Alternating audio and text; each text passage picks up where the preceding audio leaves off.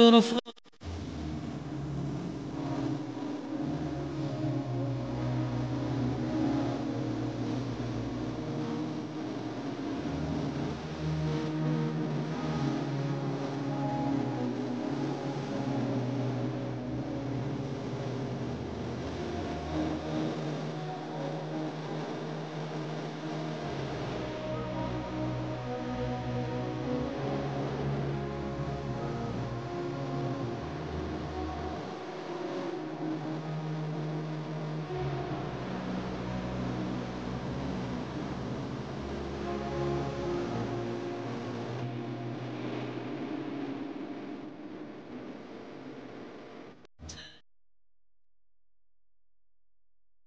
Bismillahirrahmanirrahim.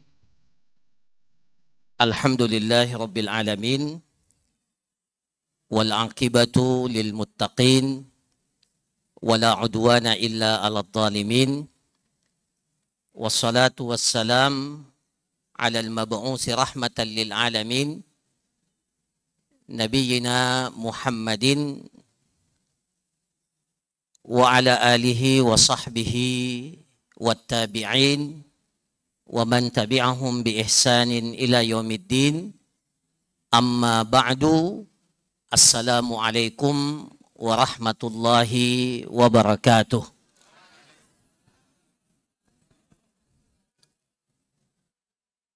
Alhamdulillah, kita bersyukur memuji kepada Allah Azza wa Jal yang masih berkenan memberikan kepada kita kekuatan, memberikan kepada kita kesehatan, memberikan kepada kita kesempatan yang dengan izinnya kita dapat bersama-sama hadir, berkumpul, menguatkan ukhuwah, persaudaraan di antara kita yang memang salah satu hal yang penting dalam agama kita adalah memperkuat hubungan persaudaraan di antara sesama kita. Maka sekali lagi kita bersyukur memuji kepada Allah yang telah menganugerahkan kepada kita begitu banyak nikmatnya yang tidak bisa kita hitung. Salawat dan salam kita kirimkan kepada baginda Rasulullah sallallahu alaihi wasallam. Mudah-mudahan kita semua diistiqomahkan oleh Allah untuk selalu berada di atas tuntunan, ajaran, petunjuk yang diwariskan oleh Nabi kita, Nabi Muhammad sallallahu alaihi wasallam. Hadirin dan hadirat yang semoga dirahmati, dimuliakan oleh Allah Azza wa Jal.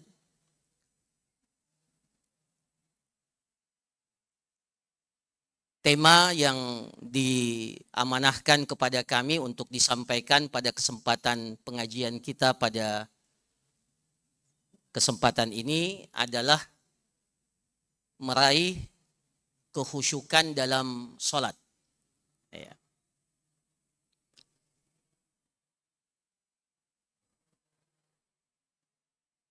Bapak Ibu sekalian yang dirahmati oleh Allah, Rasulullah sallallahu alaihi wasallam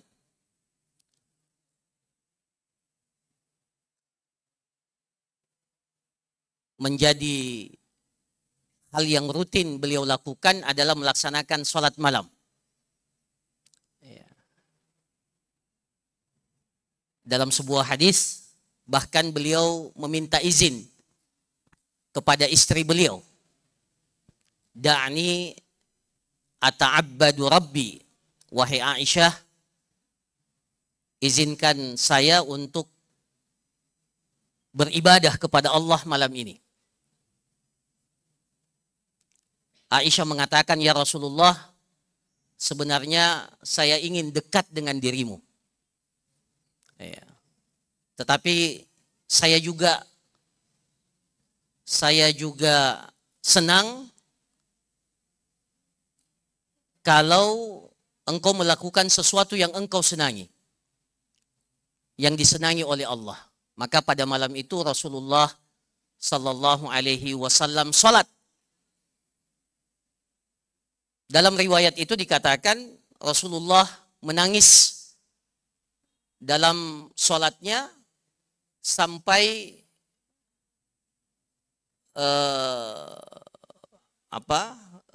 dada beliau itu basah dengan air mata. Kemudian setelah itu beliau lanjutkan sholat sampai tempat yang berada di dekat Rasulullah Sallallahu Alaihi Wasallam itu juga basah. Saking lamanya Rasulullah Sallallahu Alaihi Wasallam sholat, datang Bilal mengingatkan Rasulullah sudah masuk waktu subuh. Kemudian setelah itu beliau bertanya kepada Rasulullah Sallallahu Alaihi Wasallam, ya Rasulullah, kenapa engkau sholat begitu lama padahal dosa-dosamu sudah diampuni oleh Allah Azza wa Jal? Maka Rasulullah Sallallahu Alaihi Wasallam mengatakan dalam hadis yang saya kira sering kita dengar, afala akunu abdan syakura. Tidakkah pantas aku menjadi hamba yang pandai bersyukur kepada Allah?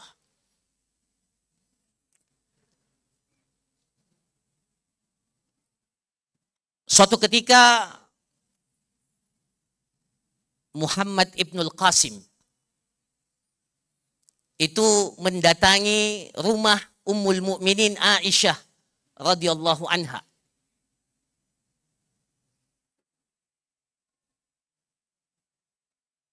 Kemudian ketika dia sampai ke rumah Aisyah Ummul Mukminin Sayyidah Aisyah radhiyallahu anha, beliau mendapati Aisyah sedang melaksanakan sholat dan mengulang-ulangi ayat Allah Subhanahu wa taala, "Famannallahu alaina wa waqana adzabas samum." Famannallahu alaina wa waqana adzabas samum. Dan Allah Subhanahu wa taala telah memberikan kepada kami, kepada kita nikmat yang begitu banyak dan menjaga kita dari siksanya yang pedih. Kata Muhammad Ibnul Qasim, itu saja yang diulang-ulangi oleh Aisyah dalam sholatnya. Sampai saya bosan menunggu kapan Aisyah radhiyallahu anha Ummul Mukminin berhenti dari sholatnya. Akhirnya saking lamanya, Bapak Ibu sekalian yang dirahmati oleh Allah, Muhammad Ibnul Qasim katakan, kalau begitu saya ke pasar dulu. Saya ke pasar, saya membeli apa yang menjadi kebutuhan saya. Mudah-mudahan setelah itu Ummul Mukminin sudah selesai sholatnya. Ternyata dalam riwayat itu Muhammad Ibnul Qasim pergi ke pasar membeli hajatnya, kemudian pulang, dia masih mendapati Aisyah mengulang-ulangi ayat itu. Bapak Ibu guru sekalian yang dirahmati oleh Allah Subhanahu wa taala, ya, luar biasa. Abdullah ibnu Zubair. Abdullah ibnu Zubair itu pernah sholat. Sebagian riwayat dikatakan Abdullah ibnu Umar sholat dan sujud. Sujud. Ya, Masya Allah tadi, ya, sujud di depan Ka'bah ini. Ya, Masya Allah yang kita ucapkan selamat ya, yang mendapatkan kesempatan untuk umrah. Mudah-mudahan kita semua diberikan kesempatan itu. Ya. Abdullah ibnu Zubair itu pernah sujud di depan Ka'bah. Saking lamanya dia sujud sampai-sampai merpati-merpati yang ada di sekitar Ka'bah itu hinggap di atas punggungnya. Nah, ya. Kalau kita ada orang yang lama sujud, pasti biasanya kalau ini kok lama sekali sujudnya, tertidur. Nah, ya. Beliau tidak tertidur, saking lamanya beliau sujud. Dan tidak bergerak. Sehingga burung itu menyangka bahwa itu kayak bangunan. Hinggap burung itu di atas punggung Ibnu Zubair radhiyallahu anhu. Dalam satu peperangan, kalau tidak salah perang Zatul Riqa. Setelah selesai peperangan itu, Rasulullah Shallallahu Alaihi Wasallam singgah di satu tempat,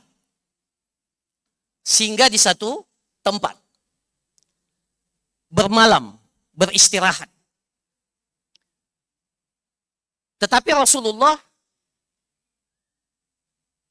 khawatir jangan sampai ketika mereka beristirahat, mereka diserang oleh musuh. Maka Rasulullah menugaskan para sahabat berjaga-jaga menjadi piket bergantian. Ya. Itu dalam perang Zatul Riqa. Perang Zatul Riqa itu termasuk perang yang berat yang dihadapi oleh Rasulullah Sallallahu Alaihi Wasallam. Nah, Rasulullah menunjuk 2 orang sahabat pada malam itu gantian berjaga. Sahabat itu adalah Abbad ibn Bishr dan sahabat Ammar ibn Yasir. 2 sahabat yang mulia. Maka 2 sahabat ini ditugaskan oleh Rasulullah Sallallahu Alaihi Wasallam untuk berjaga pada malam itu. Maka Abbad ibn Bishr melihat kayaknya sahabat Ammar ini agak letih. Jadi dia mengatakan kepada Ammar, wahai Ammar, engkau tidur duluan, saya yang berjaga duluan. Nanti saya akan bangunkan engkau dan gantian. Abbad ibn Bishr, sahabat ini yang memilih untuk berjaga pertama kali, dia katakan, daripada saya cuma berjaga, maka saya lebih baik habiskan waktu berjaga ini untuk sholat. Untuk sholat. Jadi sambil piket, sambil sholat malam. Masya Allah. Bukan minum kopi. Sholat malam para jamaah sekalian. Bapak ibu guru sekalian yang dirahmati oleh Allah. Ketika ia sholat, ketika ia sedang menikmati sholatnya, ternyata memang betul apa yang diprediksikan oleh Rasulullah.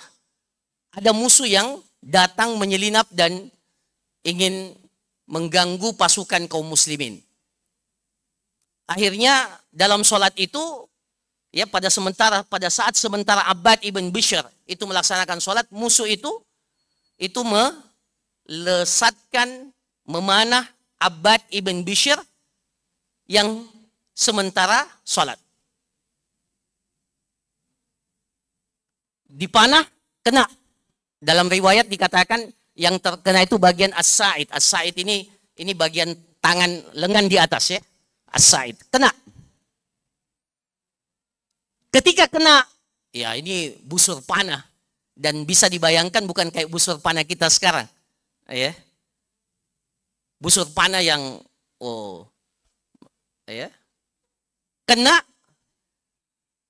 Abbad ibn Bishr sementara sholat, tapi karena sementara sholat dia lepaskan, dia tarik busur panah itu, kemudian dia lanjutkan sholatnya. Karena belum goyang, dipanah lagi kedua kali. Kena lagi. Dia lepaskan lagi. Dan dia tetap lanjutkan sholat.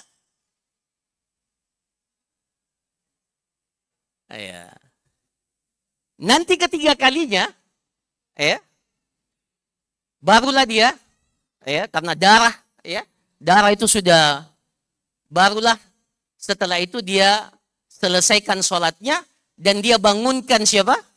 Ammar, Ammar, ini giliranmu sekarang berjaga. Ketika Ammar bangun, dia kaget karena sudah mendapati darah yang begitu banyak. Akhirnya dia berteriak, musuh itu kabur karena tahu bahwa kaum muslimin sudah terjaga. Ketika ditanya sahabat Abbad ibn Bishr, kenapa engkau tidak membangunkan saja ketika saya menikmati sholat saya?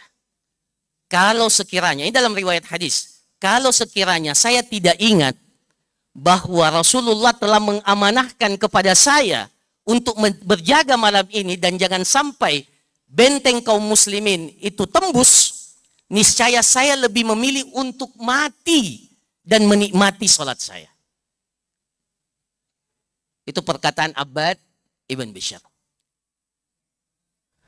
Bapak Ibu sekalian yang dirahmati oleh Allah, ini sekelumit bagaimana cerita kehusyukan mereka tentang sholat.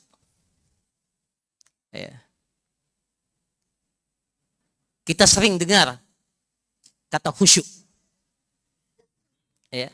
Bahkan Allah Subhanahu wa taala di awal surah Al-Mu'minun sudah mengatakan qad aflahal mu'minun alladzina hum fi salatihim khashi'un. Khashi'un. Sungguh beruntung, sungguh, kada itu penegas, dalam bahasa Arab itu kada itu penegas. Tidak sama kalau orang Arab mengatakan aflahal mu'minun dengan kada aflahal mu'minun. Kada itu artinya apa? Penegasan. Sungguh beruntung, akan mendapatkan keberuntungan, kemenangan orang-orang yang beriman. Siapa mereka? Mereka itu adalah orang-orang fi salatihim khashi'un. Kita sering dengar, mereka itu adalah orang-orang yang khusyuk dalam salatnya.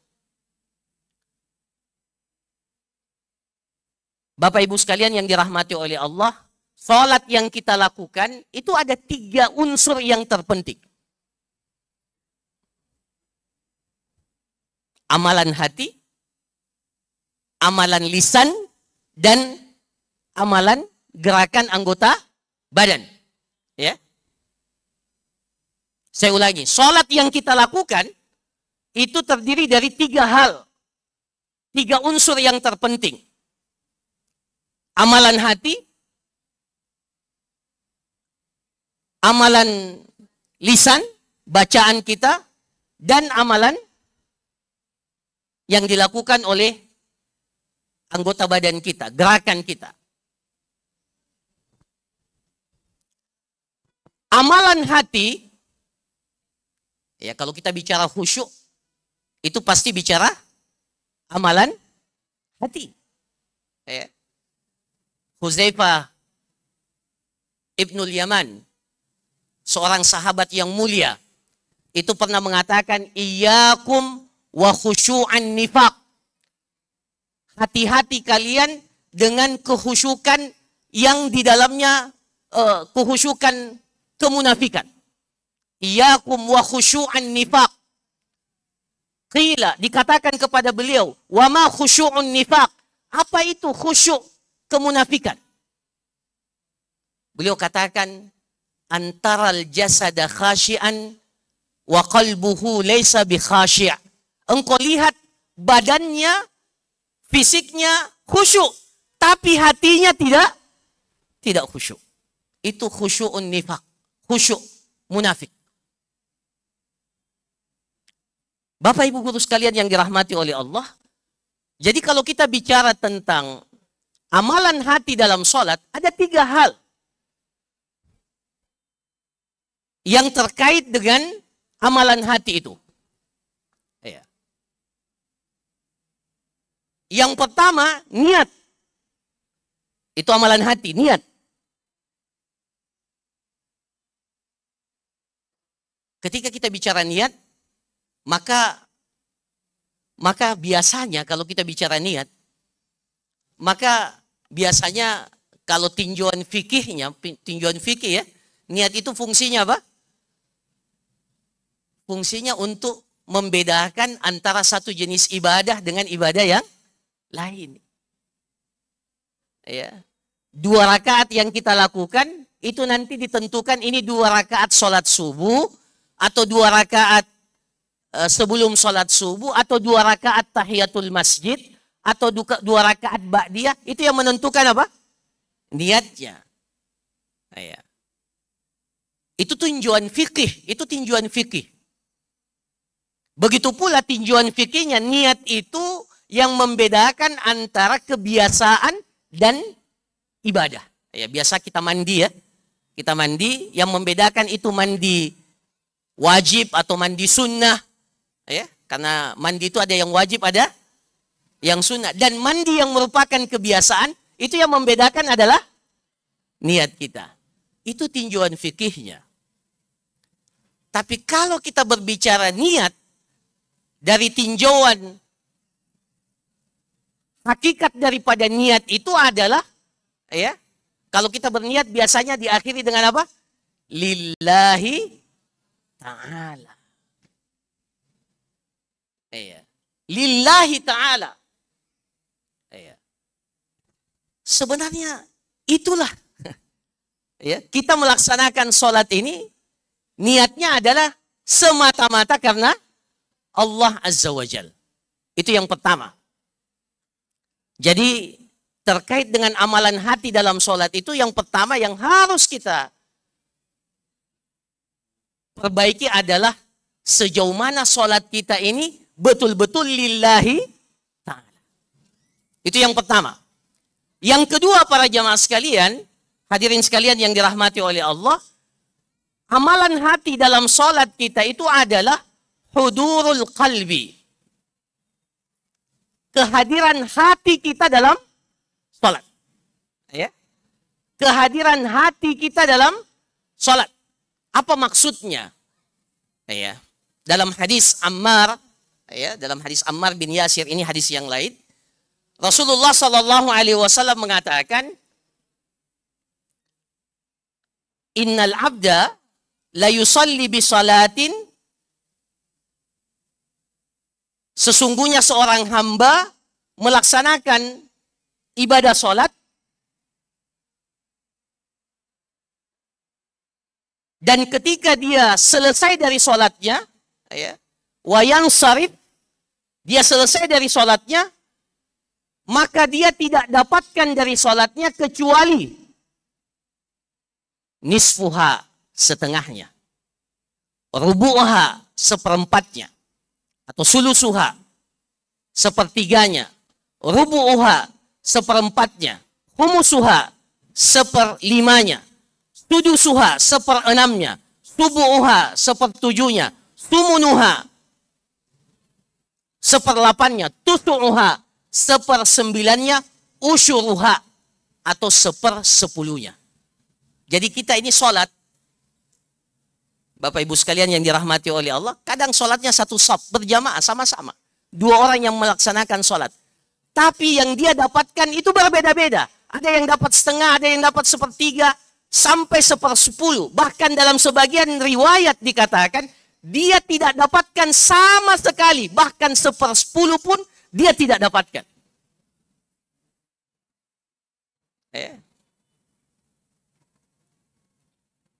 Apa yang membedakan hudurul qalb? Kehadiran hati kita ketika kita salat.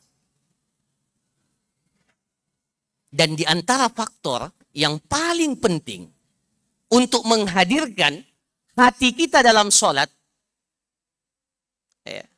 adalah persiapan kita melaksanakan salat. Bapak Ibu sekalian yang dirahmati oleh Allah Subhanahu wa taala,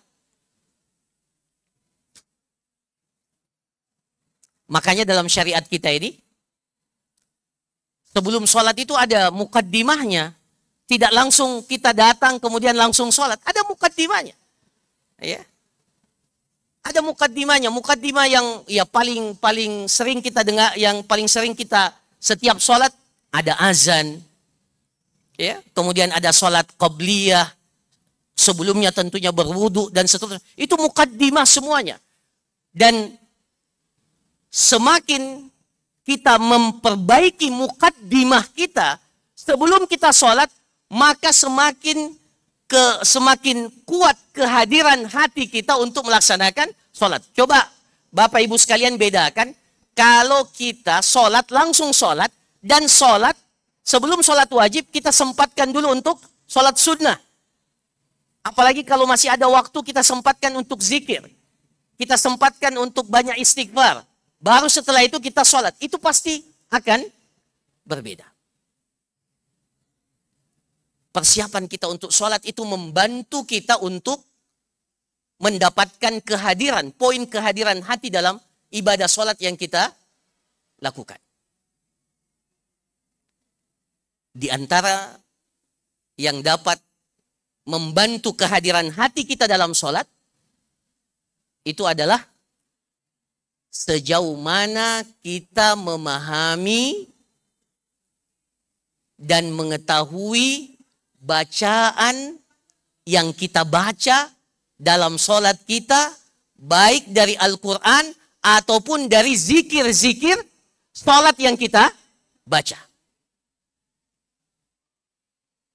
Jangan sampai ya kita ini sebagai bapak, sebagai ibu, ya, sebagai guru, ya, kemudian ditanya oleh anak kita, oleh murid kita, Bapak, apa itu artinya Subhana Rabbiyal Azim?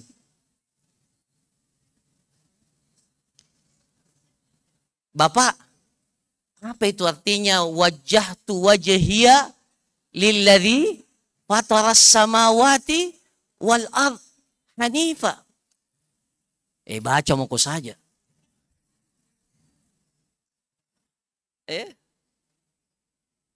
Apa itu artinya? Ini mohon maaf ya. Apa surah yang paling kita senang? Kalau imam baca itu di dalam sholat, Masya Allah kita senang. Qul huwallahu ahad. Kalau itu, Masya Allah.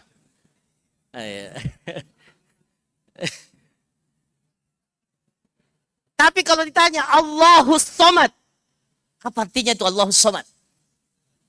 Oh, Ustaz Abdul Somad. Ngerti enggak? Tahu enggak Allahus Somad itu?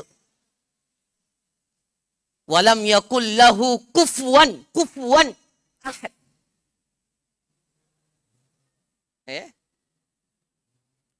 Jadi ini pesannya singkat saja sebenarnya. Kalau ingin menghadirkan hati kita, maksimal kehadiran hati kita dalam sholat, kuasai itu. Semua bacaan sholat, zikir sholat, dan usahakan ayat-ayat, surah-surah yang sering dibaca itu minimal kita baca dulu terjemahannya.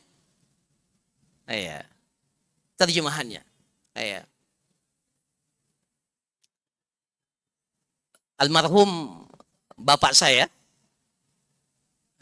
almarhum itu di bulan Ramadan, saya selalu dapati sebelum beliau biasanya ikut sholat malam yang 1 juz itu ya. Saya biasa dapati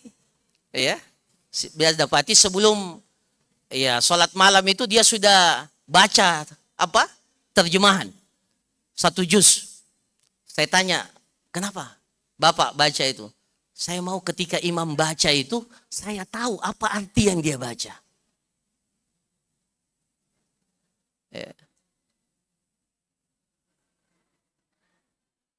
Jadi kalau kita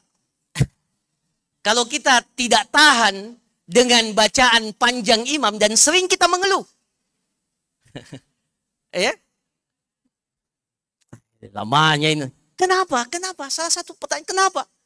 Karena memang salah satu penyebabnya kita tidak tahu yang dibaca imam itu. Apa maksudnya? Apa maksudnya? Kita tidak bisa menangkap karena kita tidak tahu. Nah, itu yang kedua. Bapak Ibu sekalian yang dirahmati oleh Allah Azza wa Jalla. Jadi yang kedua itu adalah hudurul qalb, ya, kehadiran hati kita dalam ibadah sholat yang kita lakukan. Amalan hati yang ketiga, nah inilah yang paling pamungkas, inilah yang paling berat. Jadi mulai niat menghadirkan hati. Amalan hati yang paling tinggi nilainya itu adalah khusyuk. Ya, jangan ya mungkin kita berharap bisa khusyuk, tapi niat menghadirkan hati tidak maksimal. Maka kehusyukan tidak akan sampai kita pada tingkat khusyuk yang sebenarnya kalau kita tidak memulainya dengan niat lillahi ta'ala, kemudian hudurul qalb, menghadirkan hati, kemudian khusyuk. Ya. Jadi khusyuk itu adalah tingkat yang paling tinggi, ya, dalam kaitannya amalan hati kita dalam sholat. Nah, Bapak Ibu sekalian yang dirahmati oleh Allah, bagaimana menghadirkan kehusyukan itu? Tadi saya sudah sampaikan di mukaddimah, ya, beberapa cuplikan kisah, ya, bagaimana mereka menikmati sholatnya, ya, dan kisah-kisah yang seperti ini kalau dibuka itu sangat banyak, ya, sangat banyak. Sampai saat ini pun masih, masya Allah, ya, masih banyak orang-orang yang masya Allah kita lihat dalam sholatnya itu betul-betul menikmati sholatnya.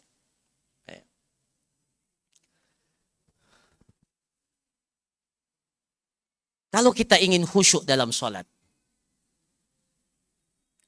kita ingin sholat kita itu lillahi ta'ala, kemudian hudurul qalb, begitu pula sampai pada tingkatan khusyuk. Maka pertanyaan yang paling pertama yang harus kita jawab, ya, yang harus kita jawab pada diri pribadi kita masing-masing, sebelum tentunya kita mengajarkan itu kepada anak kita, kepada siswa kita, adalah pertanyaannya, bagaimana kedudukan sholat itu dalam pandangan kita? Bagaimana pengagungan kita, penghormatan kita terhadap sholat? Jawab itu dulu. Silahkan, ya, kita tempatkan posisi sholat, ya, yang dikatakan oleh para ulama, sholat itu adalah ibadah yang paling utama setelah keimanan kita kepada Allah, dan ibadah sholat itu tidak kondisional. Kalau ibadah yang lain kondisional. Zakat, puasa, haji, semuanya itu kondisional. Kalau sholat, itulah ibadah yang tidak mengenal kondisi. Kewajibannya melekat setiap saat. Dalam kondisi apapun. Ya, kecuali tentunya buat kaum wanita, ya. Ada masa-masa di mana mereka, ya,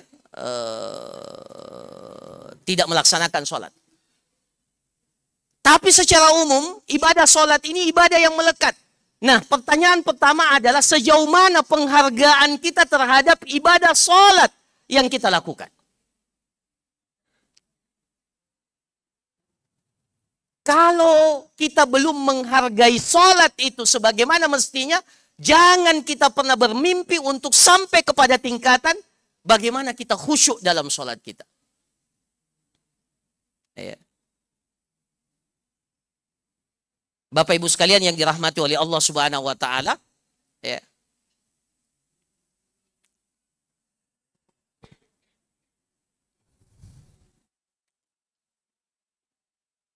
Kalau kita ditakdirkan oleh Allah berusia 70 tahun, ya, kalau kita ditakdirkan, kan rata-rata usia kita ini, dalam hadis dikatakan berapa usia kita? 60 sampai 70 tahun. A'maru ummati bainas sittina ila sab'in. Rata-rata usia umatku antara 60 sampai 70. Wa qalilun man yatajawazu zalik. Ada yang lebih, tapi tidak banyak. Ya, tidak banyak. Rata-rata 60 sampai 70 tahun. Itu rata-rata. Katakanlah kita ambil yang paling 70 tahun. 70 tahun, kalau semua rukun Islam itu kita lakukan, maka insya Allah, ya, kalau kita ditakdirkan oleh Allah, dapat menunaikan semua yang disebutkan dalam rukun Islam, maka insya Allah kita berhaji minimal,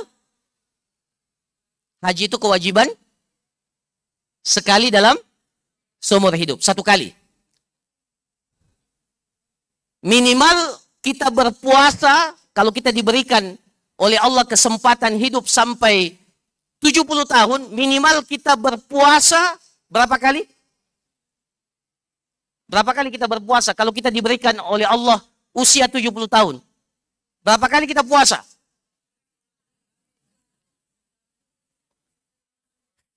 Tidak mungkinlah 70 kali. Iya. Iya, katakanlah usia balik itu berapa? 15 umpamanya. Kalau dalam buku-buku fikih itu biasanya 15. Kalau sekarang bisa bertambah cepat. Iya. Kalau dalam buku fikih, usia balik itu kalau tidak ada tanda-tanda yang lain, itu ditentukan oleh para ulama rata-rata di usia 15 tahun. Iya. Kalau tidak ada tanda-tanda yang lain. Katakanlah 15 tahun. Berarti minimal kita berpuasa Ramadan berapa kali? 55 kali. Kalau kita ditakdirkan oleh Allah bayar zakat, maka minimal kita berzakat juga berapa kali? Berapa kali? Ya, katakanlah sejak usia 15 tahun sudah bayar zakat. Katakanlah. Berarti 55 kali juga. Berarti semua rukun Islam itu 55 kali, semua rukun Islam yang 5 itu, zakat 55 kali, puasa Ramadan 55 kali, dan haji 1 kali. Berarti jumlahnya 111. 111. Bapak, Ibu sekalian, itu tidak ada apa-apanya dibandingkan dengan sholat yang kita lakukan. 1 bulan saja kita sholat. 1 bulan kita sholat. Dikali 5 itu sudah 150 kali. Ibadah sholat kita yang sebentar itu menyaingi ibadah rukun Islam yang lainnya seumur hidup kita. Ya. Seumur hidup kita itu sholat 1 bulan. Makanya dalam hadis ada 2 orang sahabat, selisih kematian antara keduanya cuma 40 hari kalau tidak salah dalam riwayat itu. Yang meninggal pertama jauh lebih taat. Yang meninggal pertama itu jauh lebih taat, meninggal duluan. Barulah sahabat yang kedua yang ketaatannya tidak terlalu maksimal meninggal 40 hari setelahnya. Tapi diperlihatkan kepada Rasulullah sahabat yang meninggal dunia setelahnya, meskipun ketaatannya tidak seperti yang pertama, duluan masuk surga. Maka ketika itu ditanya kepada Rasulullah SAW, kalian tidak tahu selama antara waktu itu, ya jarak berapa sholat yang dia lakukan. Maka itulah yang akan menaikkan derajat kita di sisi Allah Azza wa Jalla. Jadi, Bapak Ibu sekalian yang dirahmati oleh Allah, ya, yang harus kita jawab sebelum kita bicara tentang bagaimana teori khusyuk itu, ya, penghargaan kita, pengagungan kita terhadap ibadah sholat. Dan itu kelihatan, ya, sejauh mana kekhawatiran kita kalau belum sholat. Sejauh mana keterpanggilan hati kita untuk menjawab ketika kita dengar hayya 'alas shalah, hayya 'alal falah. Bukan hayya ilas shalah. Kalau bahasa Arab itu hayya ilas shalah, Itu artinya ila, ke. Tapi ini ala. Kata para ulama, kenapa hayya ala salat? Panggilannya hayya ala salat, bukan hayya. Yang mengerti bahasa Arab pasti tahu. Beda ala dengan ila. Harusnya kalau kita pakai bahasa Arab biasa, ila. Mari menuju ke salat. Tidak, ala salat.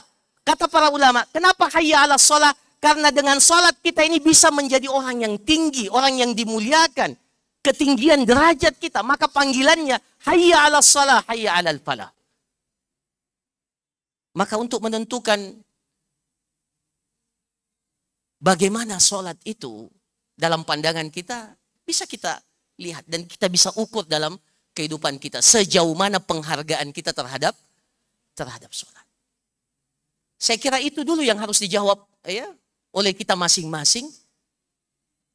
Barulah setelah itu kita berusaha. Teorinya khusyuk itu ya tadi sebagian ya ditentukan oleh pertama kehadiran hati, kita berdiri di hadapan Allah Azza wa Jal, ya. Kita memahami apa yang kita baca, ya. Ada ketenangan tidak banyak. Tapi yang paling menentukan sebenarnya kedudukan sholat itu pada diri kita. Itu yang paling menentukan apakah kita ini akan sampai kepada tingkatan khusyuk atau tidak dalam ibadah sholat yang kita lakukan. Saya kira demikian, ya, Bapak Ibu sekalian yang dirahmati oleh Allah, apa yang dapat disampaikan, ya, mudah-mudahan bermanfaat, ya, dan ya, mudah-mudahan ya kita selalu diberikan oleh Allah kekuatan untuk selalu berikhtiar, ya. Memang untuk sampai pada tingkatan khusyuk, ya, yang sebenarnya itu susah, ya. Memang susah, ya, sulit. Makanya para ulama tidak mengatakan khusyuk itu, saya sudah pernah jelaskan, khusyuk itu bukan syarat sahnya sholat. Seandainya khusyuk itu syarat sahnya sholat, tidak ada sholat kita yang sah. Ya. Dan alhamdulillah Allah mengatakan walladzina hum fi salatihim, itu kajian tafsirnya. Oh, kenapa saya tambah lagi? Ya, ini yang terakhir. Walladzina hum fi salatihim khashi'un. Alhamdulillah bukan pada semua salat kita. Kalau dari awal sampai salam itu harus khusyuk, maka tidak ada yang beruntung di antara kita. Kata para ulama, fi salatihim khasyi'un, bisa jadi kehusyukan itu hadir dalam sebagian solat yang kita lakukan. Bukan berarti membenarkan pikiran kita kemana-mana, tidak. Tapi minimal ketika kita sujud, ketika kita ruku, ya, ketika kita berdiri, ada kehusyukan yang hadir dalam. Alhamdulillah dikatakan fi salatihim, ya, tidak pada semua ibadah rangkaian solat dari awal sampai akhir harus khusyuk. Nah, kira-kira seperti itu, mudah-mudahan bermanfaat. Saya akhiri, ya, kurang lebihnya saya mohon maaf. Hadanallahu wa iyyakum ajma'in. Subhanakallahumma rabbana wa bihamdik, nasyhadu an la ilaha illa anta nastaghfiruka wa natubu ilaik. Wa sallallahu ala nabiyyina Muhammad wa ala alihi wa sahbihi ajma'in. Wa akhiru da'wana anil hamdulillahi rabbil alamin. Assalamualaikum warahmatullahi wabarakatuh. تنحى